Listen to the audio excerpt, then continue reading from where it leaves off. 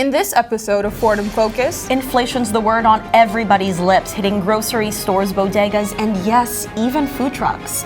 We'll hear from students facing sticker shock at their favorite lunch spots. And money's tight, but time's tighter. Still, Fordham students are making both count. Between classes and internships, they're not just earning cash, they're building futures. And outside of Fordham's Bronx campus, high schoolers are tapping into the workforce. We'll tell you about an environmental nonprofit that's teaming up with young people to invest in a greener future for our neighborhoods. And finally, a blast to the distant past. See how Fordham's own museum is making ancient history accessible today.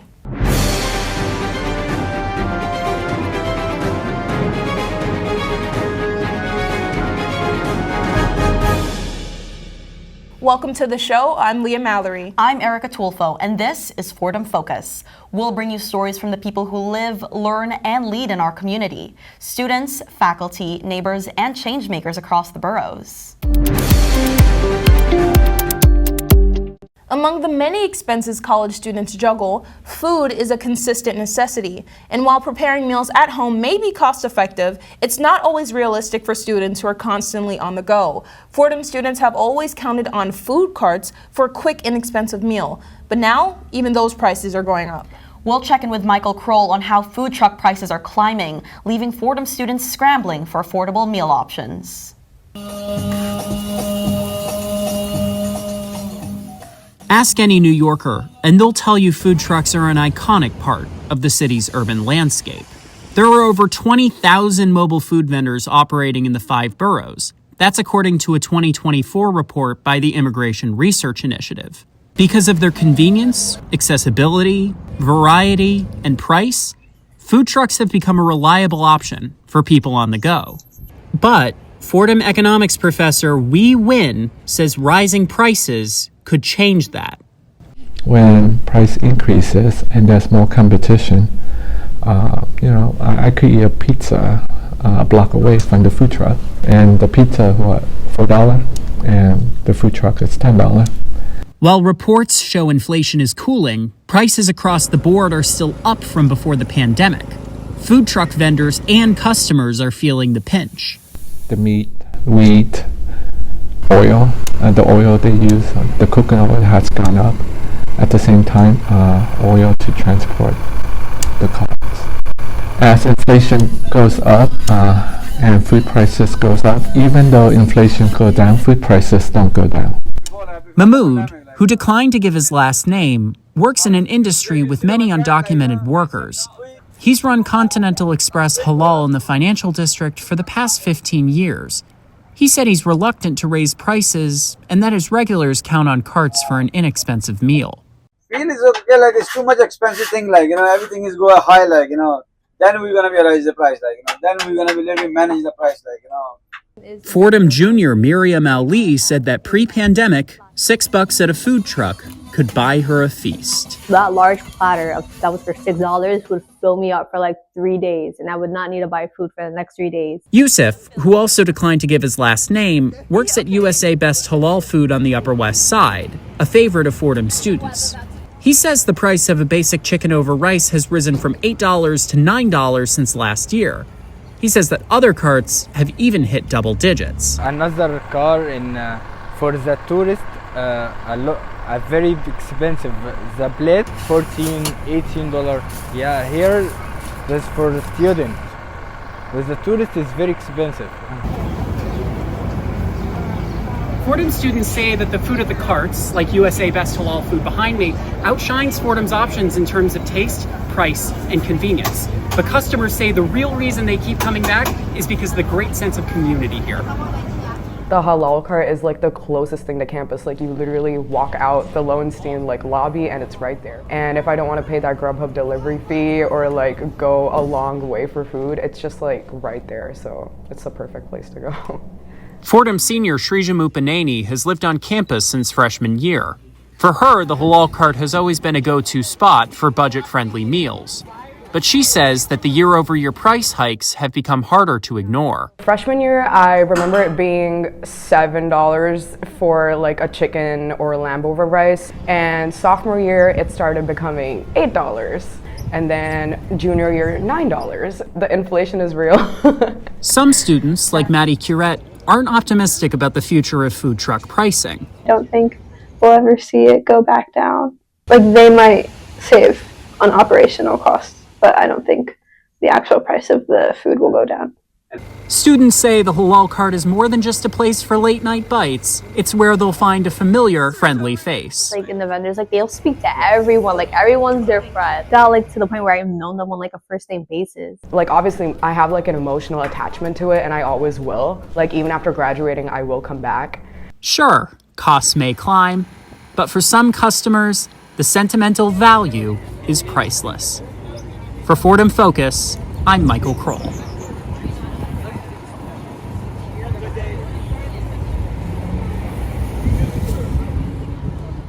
Wow, Leah, you know, I've been going to that halal cart near Lincoln Center since I think my freshman year. Me too. I think I used to go at least once a week, but it looks like those $7 chicken and rice combos aren't coming back anytime soon. Doesn't look like it. But joining us now to talk more about what's driving food truck prices up is Michael Kroll. Great to have you, Michael.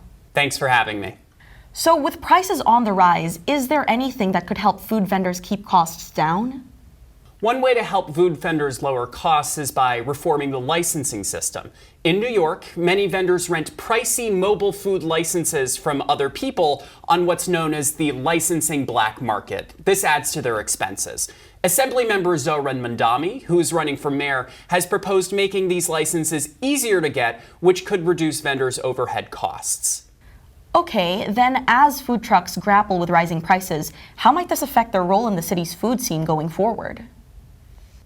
As food truck prices rise, they're certainly not alone. Everything from fast food to sit-down dining is getting more expensive. But still, food carts remain one of the few places New Yorkers can grab a filling meal with plenty of carbs and protein for under $10 or $11. For example, Mahmoud's chicken over rice costs $4 less than a Big Mac meal at the nearby McDonald's. So even though prices have risen, these food trucks are still reasonably priced for many folks on the go. Michael, thank you. So we've learned that Fordham students are dropping cash on food carts, but how are they earning it? Our colleagues McKenna Dixon and Sherry Fan sat down with some students pursuing internships in the city to talk about the Career Center support and work-life balance. A day in the life of a college student is often full and bustling. Many students at Fordham University are living independently and taking rigorous classes. So, an excursion to a nearby museum or cultural site is a special treat. But senior art history student Justin Apiece doesn't rely on the occasional field trip for immersive learning beyond the classroom. One of my passions is curating because I get to work behind the scenes but also present to the public. He's able to do both as a curatorial intern at the Jewish Museum. Kroll, the student engagement specialist at Fordham's Career Center, says that he and his team take a holistic approach to advising students on their professional pursuits. Yeah, so it's the Career Center for Career Personalis. So we want to support the whole student in getting all kinds of different learning experiences. And so we know that experiential learning is huge to Fordham in general. To help students become competitive candidates for internships and jobs, Chalupka says students can go to the Career Center for resume revisions and mock interviews.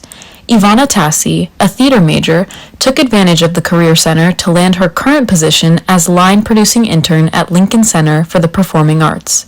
I use the Career Center a lot actually, so when I started to look for internships, I asked Career Center to help me tweak my resume and help it look the best way as it could, so they gave me a template. Tassie now gets to produce shows at Lincoln Center during their spring, summer, and fall seasons. Nina Polaris, another theater major, credits the Career Center for every internship she's been offered, including her current position as a research and production intern at The Tonight Show. It's a once-in-a-lifetime opportunity to actually be in the studio with no audience and really see how the show runs and see the music artists come in and rehearse and all of that. All of that combines Polaris's love for performance and media. Similarly, media is the name of the game for Arantxa Rebollar. A student of Fordham's Gabelli School of Business, Rebollar works as a content optimization intern for the Knicks and Rangers at Madison Square Garden. She studies their Instagram and TikTok accounts to determine which posts get the most likes, comments, and shares. Then I'm able to take them all and analyze them to see how we can improve them. Rebollar says that it can be challenging keeping up to date with it all. Social media is like a very 24/7 job. You always have to come up with something that's like trending, and even if it's not trending all the time, just something that's like people will like actually engage with and enjoy. Beyond keeping up with the trends every day, Rebollar interns 4 times a week and goes to class 4 times a week too. Chalupka says that navigating the workload is a pillar of the college experience. Figuring out that time management, I think it pays off dividends in the long run. So it's the time to like make mistakes, and it's the time to struggle. Students can attest to the importance of time management too. It really takes a lot of organization. Like, you really have to have a calendar, and you can say no to things. And with that, like, things will open up. Despite the challenge of balancing busy school schedules, these interns focus on the unique places and experiences they get to call work. Whether they're making the arts more accessible and diverse, or helping a company expand its business, the seniors at Fordham University enjoy making their mark on New York City. I mean, MSG is like, we call it the Mecca. It's the Mecca of basketball, but I would say it's also the Mecca of like entertainment. There's been a couple of times where the videos we've kind of collaborated on have gotten over 1 million views. So there's been about 6 or 7 of those since we started. So it's been pretty awesome to see it from that end and like seeing people actually like our content. Some of these experiences propel students on the path to achieving their dreams. My experiences at Fordham, they're great. I think doing this like outside of it is like real. Like, this is like what my life would be. My life isn't school. My life is this. These Fordham seniors may have reached the end of their college journeys, but they're only at the beginning of their professional lives. Wow, those are some really impressive companies. I mean, imagine interning for Madison Square Garden. Talk about the upsides of studying in New York City. Here to talk more about internships at Fordham is Sherry Fan, who co-produced the piece we just watched. Sherry, welcome to the show. Thank you for having me. So I'm curious, how many students actually take on an internship during their time at Fordham? That's a great question. Well, based on 2024 statistics from the Fordham website, nearly 90% of all Fordham students completed at least one internship before they graduated. The number is even higher when you zoom in on the Gabelli School of Business, with 97% of recent graduates saying they've undertaken at least one internship as a student. In a lot of those cases, these internships have turned into full-time positions post-grad. That's really impressive, but isn't it tough for students to balance schoolwork and a budding career at the same time? That's absolutely true, especially for students whose majors require them to be on campus often. For example, like Nina Polaris, who we just heard from in the piece. She's majoring in acting in Fordham, but is pursuing an internship with The Tonight Show with Jimmy Fallon at the same time. It really boils down to time management and, of course, taking advantage of the resources offered by Fordham's very active Career Services Department. Sherry Fan, thank you so much. Outside of Fordham's Rose Hill campus, high schoolers are exploring career opportunities and increasing their community involvement.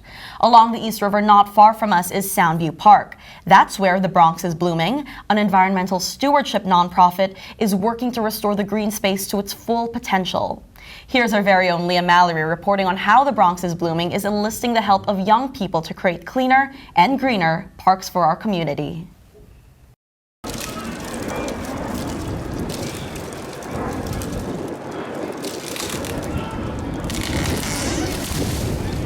This is just an average Saturday at Soundview Park for nonprofit The Bronx is Blooming. The environmental stewardship organization works with community members to revitalize green spaces in Bronx neighborhoods. A lot of people have an ethos that they love nature, but a lot of times just don't know that nature is right at their doorstep in their local neighborhood park. Tree care coordinator Gaia Moreno says they work at several parks across the borough with the help of volunteers, many of whom are young people. They're some of my favorite to work with because they have this fire in them of curiosity and knowledge, and also a bit of rambunctiousness that is always healthy to have about their natural spaces, and they're always willing to learn.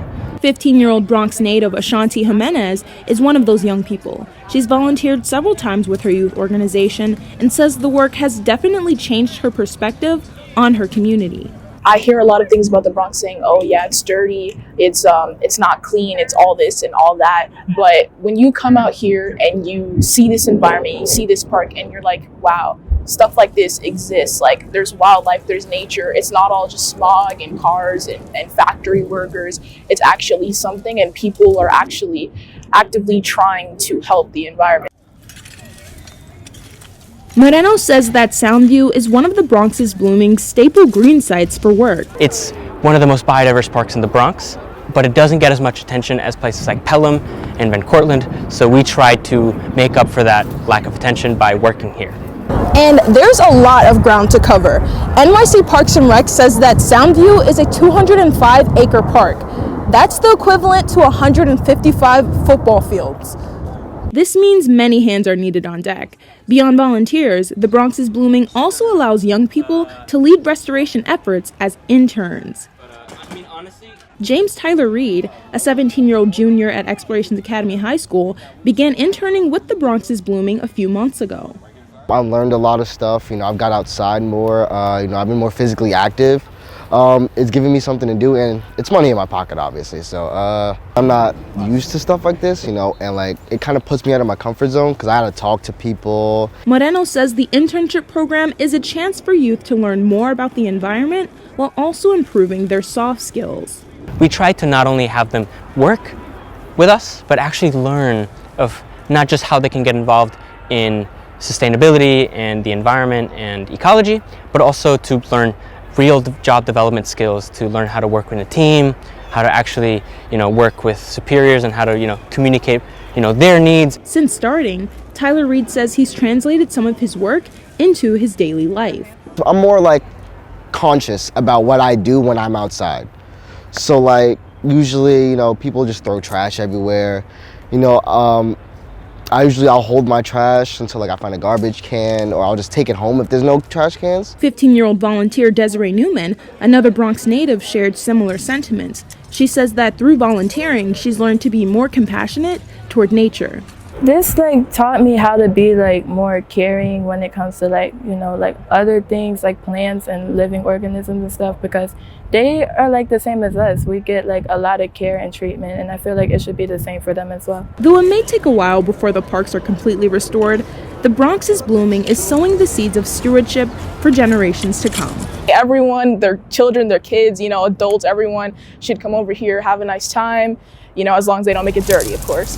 But, I feel it's going to be good for them to see that the Bronx is a work in progress and is blooming. For Fordham Focus, I'm Leah Mallory.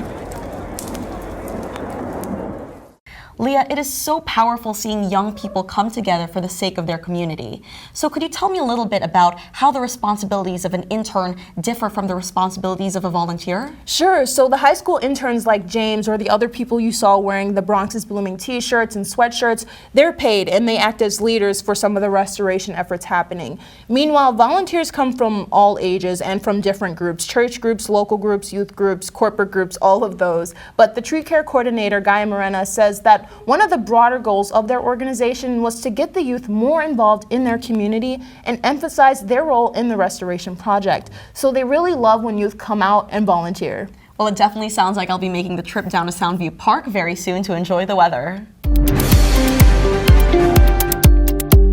Meanwhile, on campus, students are finding that you don't need a time machine to travel to the past. You might find it's right at your fingertips, literally. Our very own Erika Tulfo paid a visit to the Fordham Museum of Greek, Etruscan, and Roman art to see how this campus resource lets visitors get up close and personal with ancient history.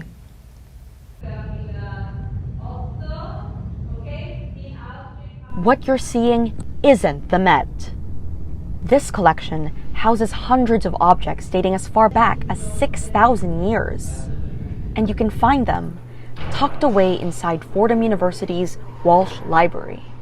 Dr. Jennifer Udell oversees the Fordham Museum of Greek, Etruscan, and Roman Art. She says the museum is one of a kind. It's the only teaching collection of its kind in New York City for undergraduates to have hands-on experience with antiquities. There's only so much you can learn from pressing your face up against a display case and not being able to hold things and handle things. Dr. Richard Teverson teaches art history at Fordham. He often brings students to the museum for the chance to get hands-on with the objects they discuss in class. I always remember there's one student and I just saw their face light up.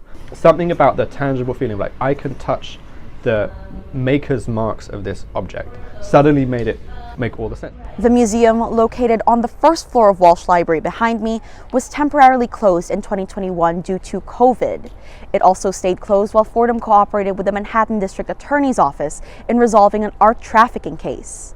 That investigation concluded with the return of 99 objects in its collection to Italy. The museum reopened its doors in 2023 and is open to the public all week, including weekends. But it isn't as popular as you might think.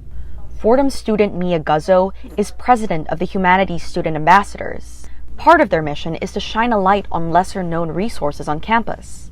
That includes the museum. A lot of students, when you ask them about the museum, they're like, I didn't even know we had a museum. But to students like Kira Bevis, the museum is a special place on campus that allows for quiet reflection. You can go and enjoy the space, do homework in there, just be in the presence of art that's thousands of years old. While no one has a time machine, at the Fordham Museum, visitors find a portal to the past right here on campus. For Fordham Focus, I'm Erika Tulfo.